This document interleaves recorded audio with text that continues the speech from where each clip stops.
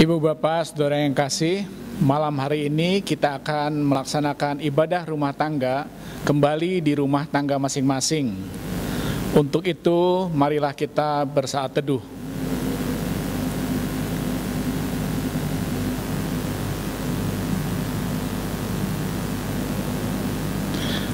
Dengan hati yang gembira, marilah kita menghadap Tuhan Allah, karena Dialah tempat pertolongan dan sumber hidup bagi yang berharap dan percaya padanya.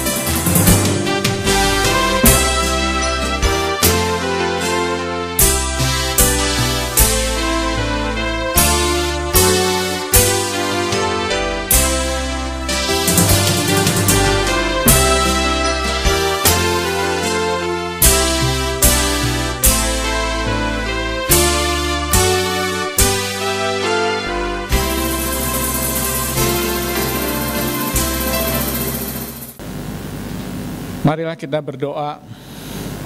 Bapa yang Maha Kudus, Tuhan yang kami kenal dalam Yesus Kristus, dalam ibadah malam hari ini, kami mohon pimpinan Tuhan, dan kiranya Tuhan berkenan akan puji-pujian maupun penyembahan kami, dari awal sampai akhir ibadah ini.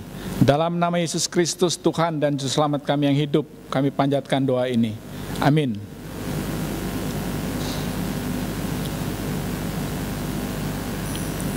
Kita akan masuk dalam Mazmur Pujian, Mazmur 77 ayat 12 sampai 16.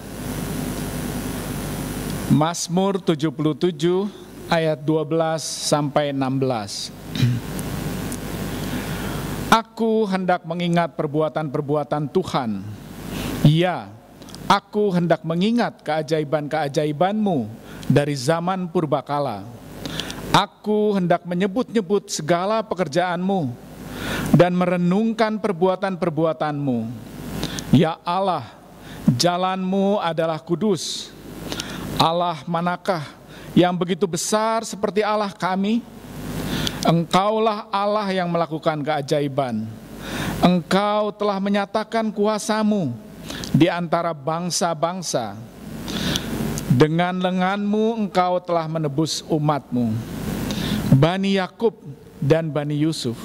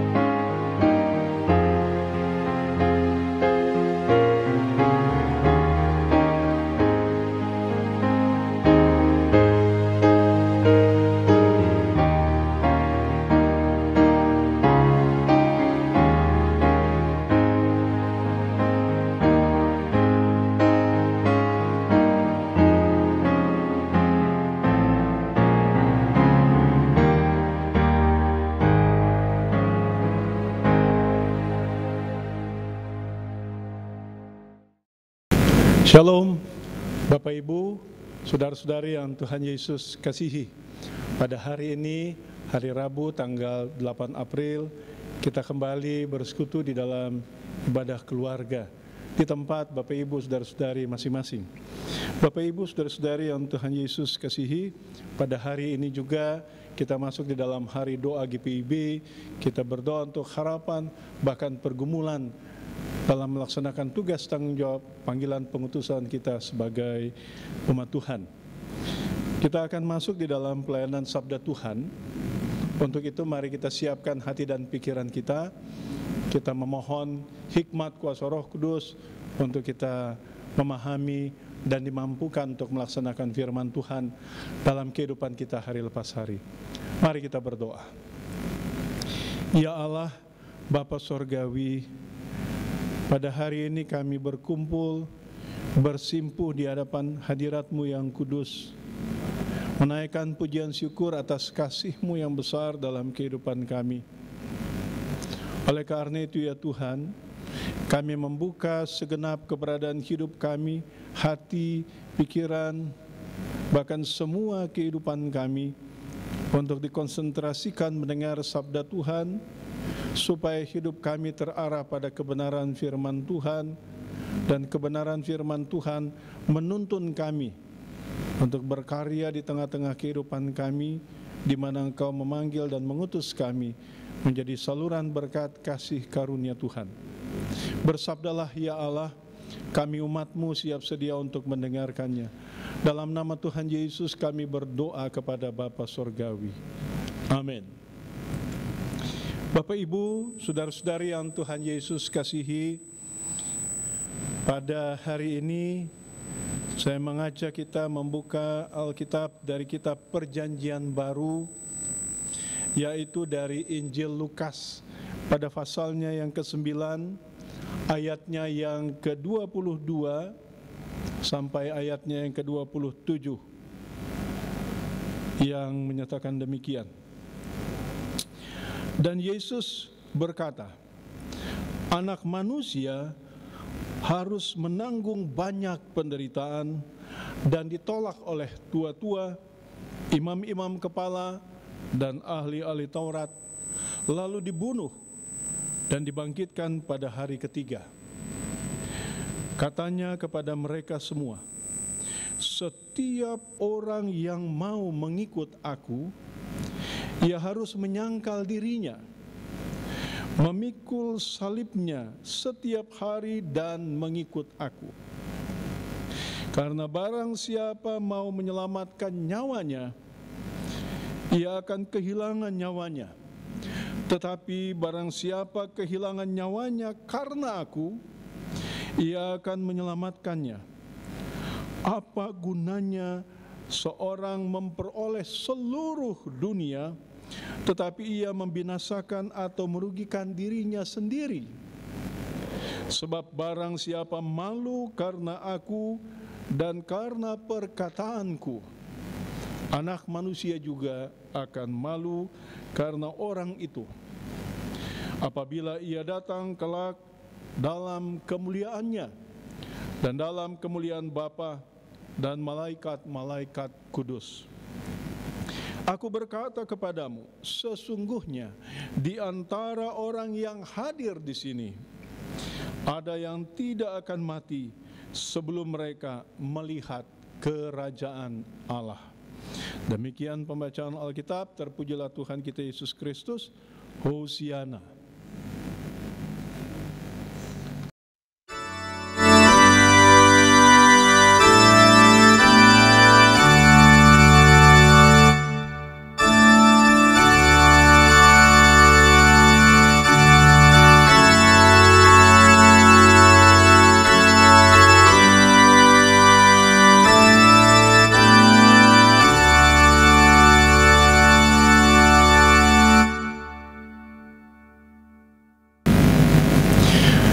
Jemaat yang Tuhan Yesus kasihi, tema firman Tuhan pada malam hari ini ialah berkorban sebagai konsekuensi dari jalan salib. Bapak Ibu saudara-saudari yang Tuhan Yesus kasihi, Di dalam ayatnya yang ke-22 dikatakan anak manusia harus menanggung banyak penderitaan, ya, dan ditolak oleh tua-tua, imam-imam, bahkan para ahli Taurat, dan kemudian dibunuh dan kemudian dibangkitkan pada hari ketiga. Yang pertama yang kita mau hayati di sini ialah bahwa derita dan kematian Yesus Kristus adalah rancangan keselamatan Allah. Mengapa Yesus harus menderita? Mengapa dia harus berkorban? Manusia jatuh ke dalam dosa. Manusia memberontak kepada Allah. Itulah sebabnya. Hal ini menempatkan ciptaan Allah berada di bawah hukuman Allah, yaitu maut. Namun Allah mengasihi ciptaannya. Allah berkenan memberi pengampunan. Allah adil dalam keputusannya. Oleh karena itu, akibat dosa tidak hilang begitu saja. Maka ia mengutus anaknya, Yesus Kristus, untuk berkorban menanggung akibat dosa. Dan dalam ketaatan kepada Allah, Yesus rela untuk berkorban, menderita, dan dia mati di kayu salib. Bapak Ibu, saudara-saudari yang Tuhan Yesus kasihi, penderitaan Yesus menunjukkan betapa kasih Allah itu melampaui hebatnya kerusakan akibat dosa. Jadi jalan salib Kristus adalah jalan keluar dari kehidupan yang rapuh yang membawa kehancuran akibat dosa. Menanggung banyak penderitaan. Hal ini mengingatkan kepada kita kepada banyaknya kesempatan dan berbagai cara orang meragukan, menghalangi, dan mencari-cari kesalahan Yesus ketika ia melayani, saat dia mengajar, bahkan saat dia menolong orang, menyembuhkan orang sekalipun. Banyak orang, khususnya para ahli Taurat, mencari-cari kesalahannya. Bahkan penderitaan Tuhan Yesus juga disebabkan oleh orang-orang yang ada di dekatnya, khususnya para muridnya, seperti penyangkalan yang dilakukan oleh Petrus, bahkan Yudas yang berkhianat kepada Tuhan Yesus. Jalan salib Kristus yang penuh pengorbanan juga mengajak kita untuk sejenak melakukan self distancing, bukan social distancing, tetapi kita menjaga jarak, mengambil jarak terhadap diri sendiri, supaya kita berefleksi, supaya kita jujur dan berbesar hati mengakui bahwa dosa-dosa sayalah yang ditanggung oleh Yesus Kristus di kayu salib. Kemudian pada bagian selanjutnya dikatakan dia ditolak oleh tua-tua, imam-imam, kepala ahli Taurat. Ini menyatakan bahwa ada upaya yang sistematis, ya, menyingkirkan Tuhan Yesus dari pengaruh dan perannya di tengah masyarakat. Dan para pelaku penyingkiran itu justru orang-orang yang paham kitab suci, orang-orang yang mempraktekkan dan membangun aturan atau hukum agama yang ketat. Mereka justru adalah pemimpin dan pemuka yang memegang kendali hidup beragama. Hal ini menggugah kita untuk mengintrospeksi diri sebagai gereja di masa kita ini. Apakah fungsi, kedudukan, dan peran kita dalam gereja telah menampilkan siapakah Yesus sebagai juru selamat? Atau sebaliknya, wajah Kristus yang penuh kasih itu tersembunyi jauh di balik popularitas tokoh, jauh di balik sistem maupun pola ibadah kita. Jalan salib yang dialami oleh Yesus juga merupakan panggilan untuk kita sebagai gereja membaharui diri, dalam pemahaman iman, dalam sistem penata layanan, dan dalam melaksanakan misi membawa damai sejahtera di dunia ini. Dalam arti apakah pola yang kita berlakukan dalam pelayanan, sistem yang kita jalani benar-benar memampukan kita membawa damai sejahtera di tengah-tengah kehidupan masyarakat di mana Tuhan menghadirkan kita.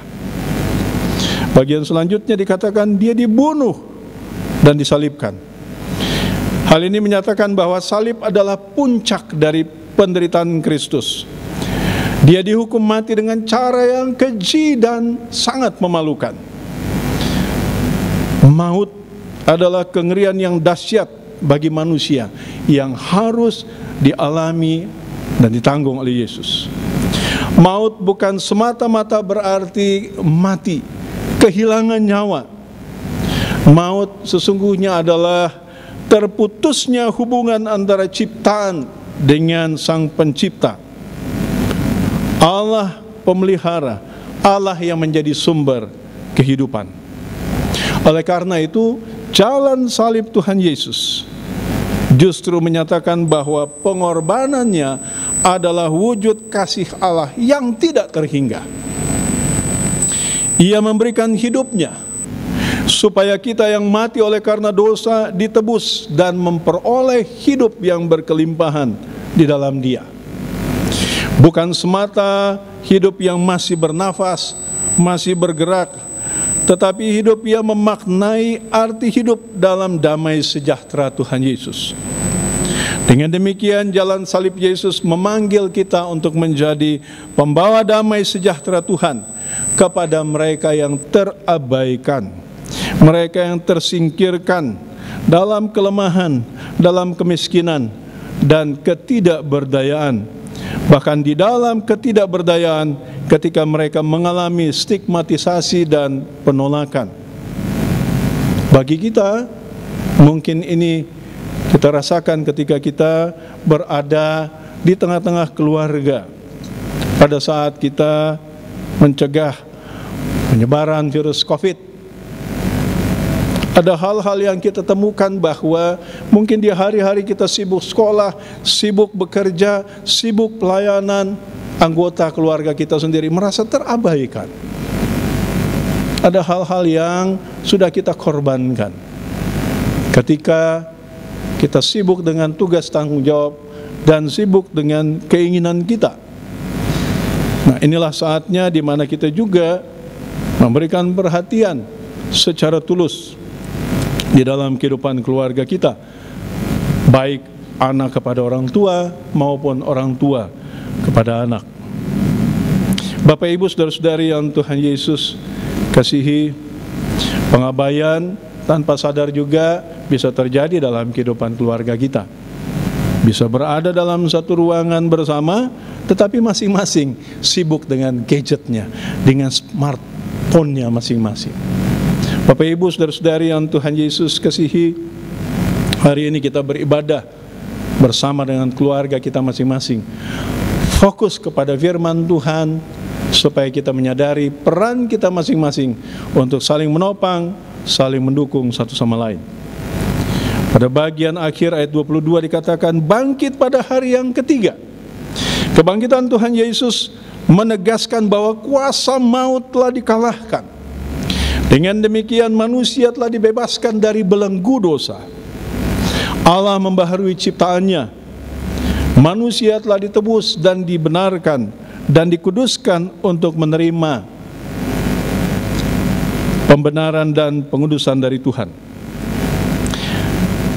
Paskah atau kebangkitan Tuhan berarti melewati atau melalui sesuatu. Sebagaimana di dalam konteks yang melatar belakanginya, yaitu konteks umat perjanjian lama yang memahami Paskah dalam Pesah Yahudi. Pesah di mana tiap pintu dari keluarga-keluarga para budak Ibrani yang ada di Mesir diberikan tanda darah anak domba. Dan ketika maut melewatinya, maka selamatlah anak sulung di rumah orang Israel. Peristiwa itu berlanjut pada pembebasan umat dari kesengsaraan perbudakan di Mesir. Oleh karena itu, kebangkitan Kristus mau menyatakan bahwa kuasa Allah melampaui kuasa maut dan penderitaan. Kuasa Allah membebaskan kita, dan kuasa itu boleh nyata ketika Yesus menjadikan kita sebagai miliknya melalui penebusan di kayu salib.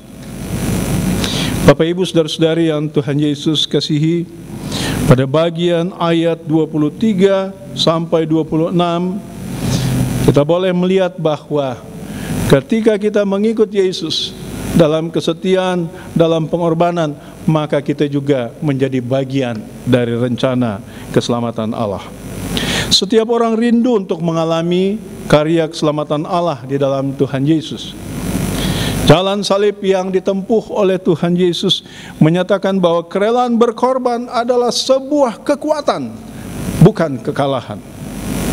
Di mana kuasa Allah yang menghidupkan bekerja secara sempurna, membaharui dan menyelamatkan kehidupan.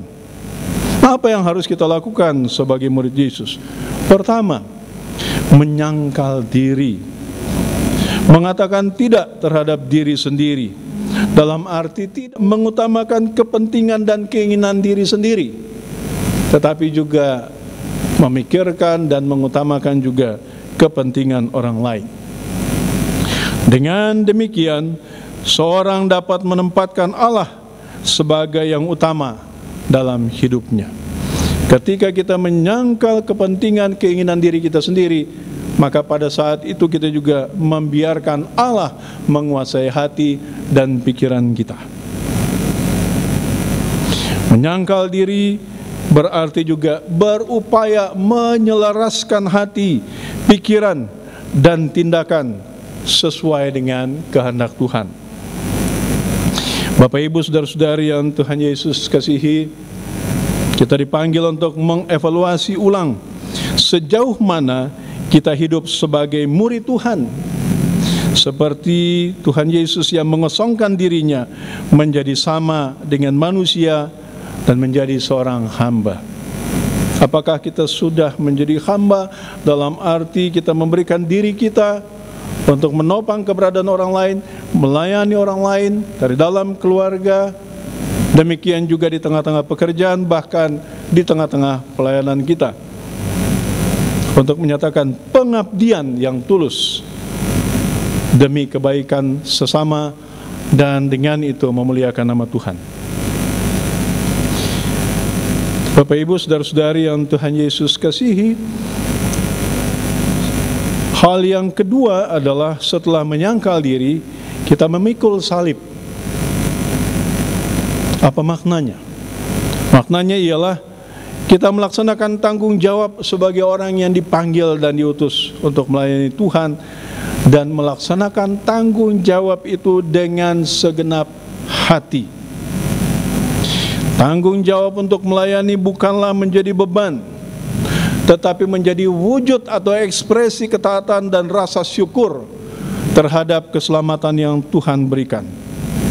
Memikul salib adalah sebuah pemberian diri, pemberian waktu, tenaga, bahkan memberi yang paling berharga dalam hidup kita, yaitu hati kita, kehidupan kita, bahkan nyawa kita, sebagai wujud mengasihi Allah. Selanjutnya, memikul salib juga berarti bersedia menanggung kesulitan dan menanggung penderitaan akibat menjadi murid Yesus. Hidup dalam kebenaran sebagai orang yang sudah ditebus oleh Tuhan Yesus jelas memperhadapkan kita kepada penolakan dari orang-orang yang merasa tidak nyaman oleh karena kebenaran yang kita nyatakan dalam hidup kita. Maka marilah di dalam kehidupan kita, memikul salib mengajak kita untuk melayani sesama dengan segenap hati dan dengan tulus. bagi kita di dalam tugas tanggung jawab penata layanan di gereja, entah sebagai presbiter, pengurus keenam pelkat, komisi, anggota pokja, panitia paskah, bahkan karyawan gereja, maka marilah kita melaksanakan tugas tanggung jawabnya dengan segenap hati sebagai wujud kesediaan kita memikul salib. Jemaat yang dikasihi oleh Tuhan Yesus, hal yang ketiga adalah pengakuan dan kehormatan di balik pengorbanan. Di sini mau menyatakan bahwa sesuai dengan apa yang dinyatakan pada ayat 26, bahwa anak manusia juga akan malu karena orang itu. Ya, sebab barang siapa yang malu karena aku dan karena perkataanku, anak manusia juga akan malu karena orang itu. Mari kita mengerti secara positif bahwa salib Kristus adalah penebusan terhadap manusia dari dosa. Oleh karena itu, setiap orang yang telah ditebus menjadi milik Kristus. Maka saat Mesias datang kembali, ia akan mengakui. Saat Mesias datang kembali, ia akan memberikan kehormatan dan kelayakan bagi murid-murid yang setia kepadanya. Ya. Mengapa? Karena mereka tetap percaya kepada Tuhan Yesus. Mereka tetap mengakuinya. Mereka tetap menunjukkan penghargaan yang tinggi terhadap karya penebusan Yesus di salib. Mereka tetap setia menanggung segala konsekuensi iman, sekalipun dicela, dicemooh, disingkirkan, dihina, bahkan kehilangan apa yang paling berharga dalam hidupnya, yaitu nyawanya. Jemaat yang dikasihi oleh Tuhan Yesus, kiranya firman Tuhan pada saat ini mengingatkan kepada kita bahwa apa yang kita korbankan di dalam kasih setia kepada Tuhan Yesus akan berakhir dengan pengakuan dan penghormatan dari Sang Mesias sendiri kepada kita sebagai muridnya. Tuhan Yesus memberkati kita. Amin.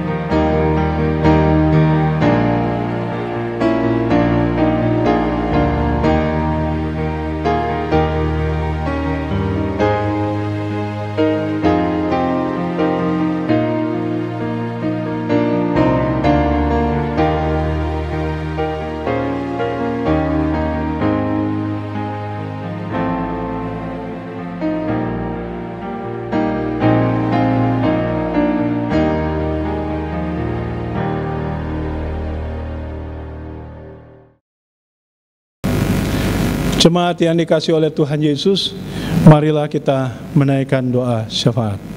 Kita berdoa.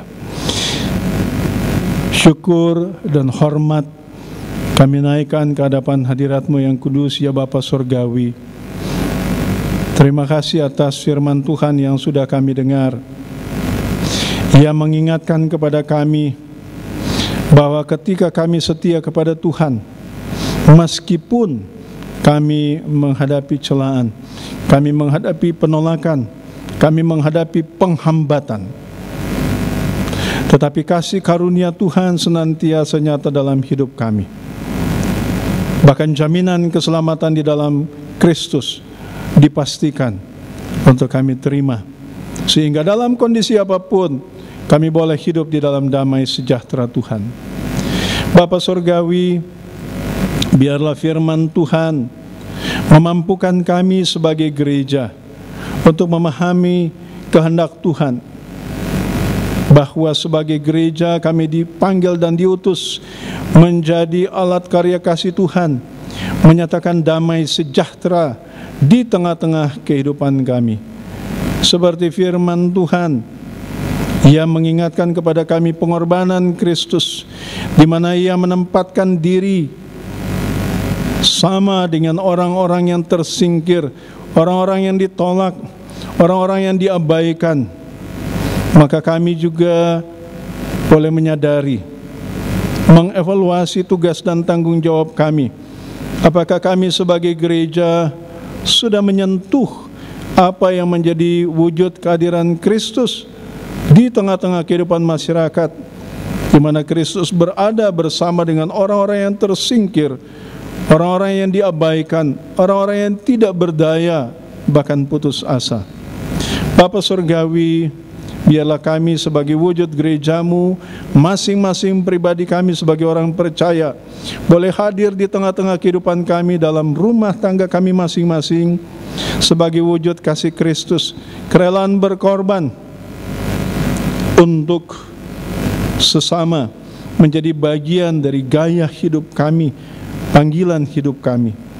Bapa Surgawi, kami juga berdoa, ya Tuhan, sementara kami menyusun program, kendati pun dalam kesulitan dan waktu yang sangat-sangat terbatas, kami berdoa, ya Tuhan, hikmat kuasa Roh Kudus menuntun kami sebagai presbiter, sebagai anggota Pokja, demikian juga dengan komisi, kami mampu untuk memahami tugas dan panggilan pengutusan kami di tengah-tengah masyarakat.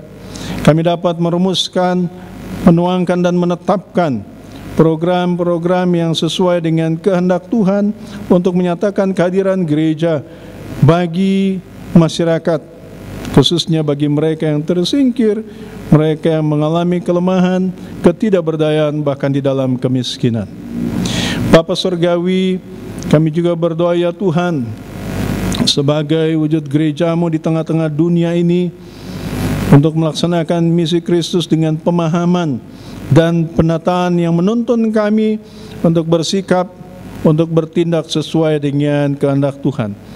Kami juga berdoa, ya Tuhan, untuk proses dari materi-materi rancangan ketetapan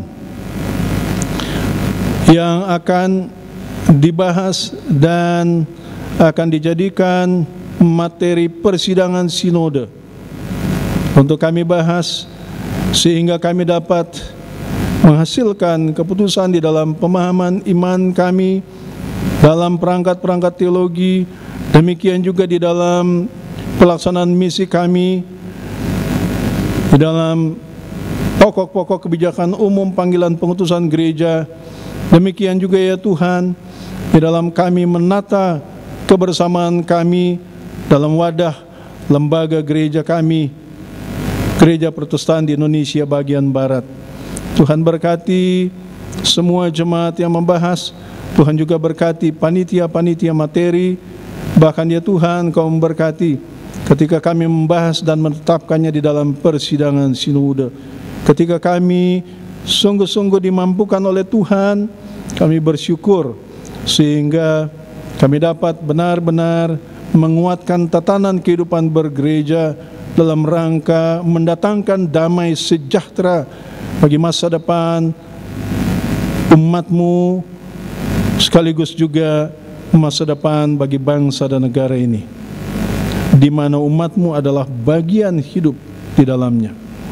Bapa Surgawi, kami berdoa ya Tuhan untuk keluarga kami masing-masing. Kami bersyukur hari ini kami boleh beribadah di tengah-tengah kehidupan keluarga kami. Sebagai orang tua, demikian juga anak, suami, istri, kakak beradik, kami boleh menerima kehadiran Tuhan ketika kami beribadah di rumah kami masing-masing. Kami boleh dituntun oleh kuasa Roh Kudus untuk beribadah, untuk menyembah, untuk berdoa di dalam kebenaran dan kasih Tuhan. Bapa Surgawi, kami juga berdoa ya Tuhan bagi saudara-saudara kekasih kami di masing-masing sektor pelayanan yang rindu untuk mendapatkan perawatan yang baik, kepulihan, bahkan kekuatan dari Tuhan. Kami berdoa ya Tuhan untuk saudara-saudara kekasih kami yang berada dalam perawatan dan pemulihan. Kami berdoa Tuhan untuk Pendeta Ali Yonatan. Demikian juga kami berdoa untuk Ibu Ati, Ugoy, bahkan saudara-saudara kekasih kami dalam upaya untuk pemulihan. Kami berdoa ya Tuhan mengucap syukur juga untuk Pak Idi dan Bu Charlotte dalam proses pemulihan yang boleh ia alami. Kami berdoa Tuhan mengucap syukur bersama dengan saudara kekasih kami Marcia yang boleh dipulihkan. Biarlah ia juga dapat kembali aktif seperti sedia kala dalam segala aktivitas kehidupannya, bahkan dalam pelayanan gerejawi. Bapa Surgawi, kami juga berdoa Tuhan mengucap syukur untuk kekuatan dan kepulihan yang Engkau berikan bagi saudari kekasih kami Hana dan Ibu Yoha. Bapa Surgawi, kami juga berdoa untuk proses pemulihan yang sedang dijalani oleh Diakan Timotius. Ya Allah Bapa Surgawi, kami berdoa untuk kekuatan, penghiburan, damai sejahtera dari Tuhan bagi keluarga yang ditinggalkan, yang sedang berduka. Biarlah mereka dengan penghiburan dan kekuatan dari Tuhan boleh tetap melangkah dalam kehidupan iman mereka dalam kasih Tuhan. Kami berdoa Tuhan untuk Ibu Iko, anak Mika dan Andrea. Tuhan berkati sehingga damai sejahtera Tuhan menjadi bagian hidup mereka. Bapa Surgawi, kami berdoa mengucap syukur atas kasih dan berkat Tuhan dalam keberadaan situasi dan kondisi yang harus kami hadapi. Tuhan, Engkau memberi hikmat bagi para pemimpin, Bapak Presiden, para menteri, gubernur, wali kota, bupati, sampai para camat, lurah, bahkan rukun warga dan rukun tetangga. Tuhan berkati agar setiap kebijakan yang diambil, yang dilaksanakan dapat sungguh-sungguh membawa bangsa ini, masyarakat Indonesia boleh menghadapi dan mengatasi pandemi COVID.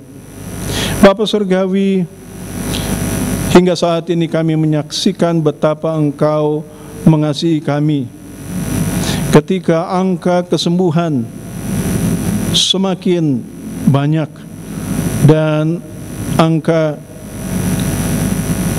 mereka yang dirawat bahkan yang mengalami kematian semakin sedikit. Kami yakin dan percaya Tuhan bahwa kasih karunia Tuhan berlaku atas kehidupan bangsa ini. Kami bersyukur ketika kami masih tetap melihat kekuatan, kesehatan, dan pengabdian yang tulus dari para juru rawat, dari para dokter, tim medis, bahkan staf layanan masyarakat atau rumah sakit. Mereka yang setia melayani dan mereka menjadi wujud kasih Allah dalam pengorbanan mereka untuk bangsa ini. Kami berdoa Tuhan untuk penegak hukum, keamanan, polisi, bahkan TNI di dalam mendukung dilakukannya upaya-upaya mengatasi pencegahan penyebaran COVID-19 ini. Bapa Surgawi, kami berdoa ya Tuhan, dalam kehidupan keluarga kami ketika kami harus bekerja, bahkan anak-anak kekasih kami harus belajar di rumah. Tuhan berkati agar mereka dapat menggunakan waktu dengan baik. Dan kami juga berdoa untuk setiap pendidik yang harus menyiapkan materi pengajaran dan menyampaikannya secara online. Biarlah Tuhan situasi dan kondisi ini tidak menyurutkan langkah kami untuk tetap melakukan aktivitas dan tanggung jawab kami meskipun kami tetap tinggal di rumah. Bapa Surgawi, kami berdoa ya Tuhan, bagi orang-orang yang dalam keterbatasan mereka harus berada di luar rumah, mereka meninggalkan tempat yang nyaman, harus tetap berjuang mencari nafkah kehidupan dan melaksanakan tugas tanggung jawab pekerjaan mereka. Biarlah Tuhan, kuasa dan kasih Tuhan, perlindungan Tuhan juga berlaku dalam hidup mereka. Ya Bapa, dalam pengasihan-Mu kami memohon, peliharalah kami di dalam Putra-Mu Yesus Kristus yang sudah mengajar kami berdoa. Bapa kami yang di sorga, dikuduskanlah nama-Mu. Datanglah kerajaan-Mu, jadilah kehendak-Mu di bumi seperti di sorga. Berilah kami pada hari ini makanan kami yang secukupnya, dan ampunilah kami akan kesalahan kami, seperti kami juga mengampuni orang yang bersalah kepada kami. Dan janganlah membawa kami ke dalam pencobaan, tetapi lepaskanlah kami daripada yang jahat.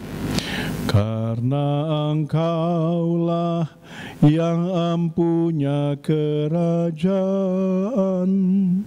dan kuasa dan kemuliaan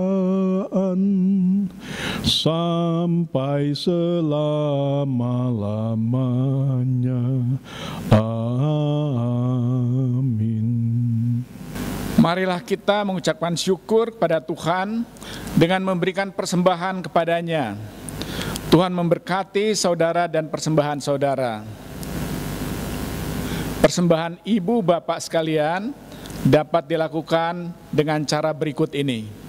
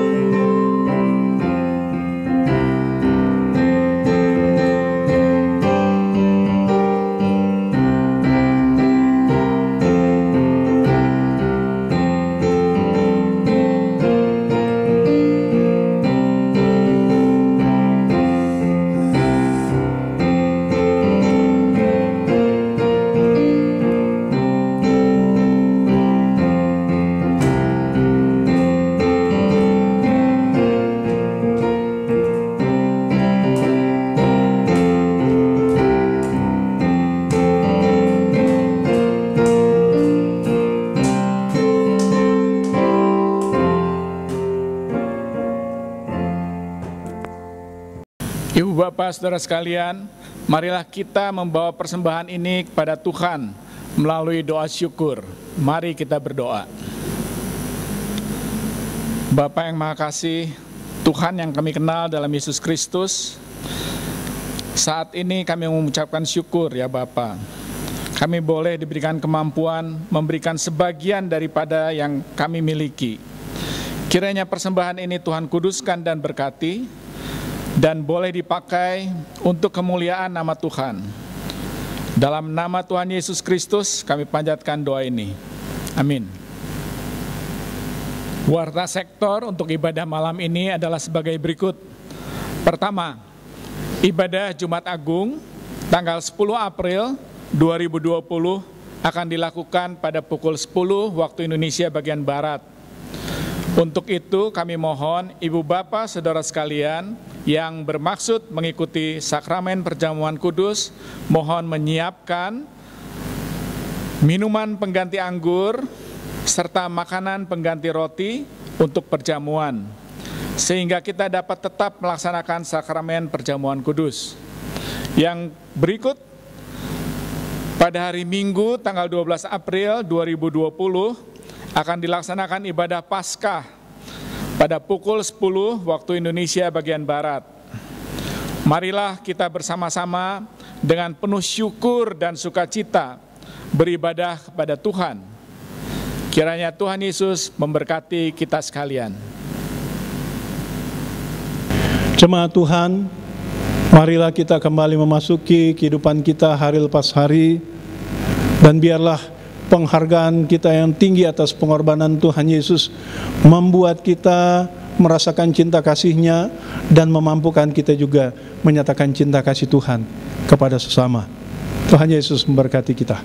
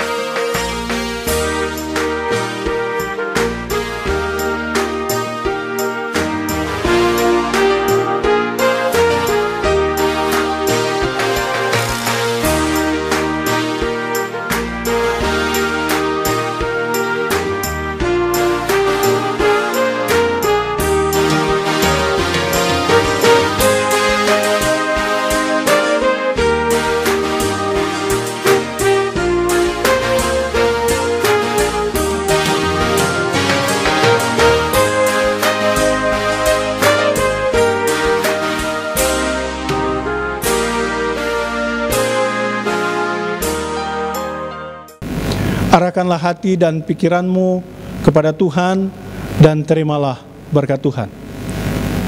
Damai sejahtera Allah yang melampaui segala akal akan memelihara hati dan pikiranmu dalam Kristus Yesus.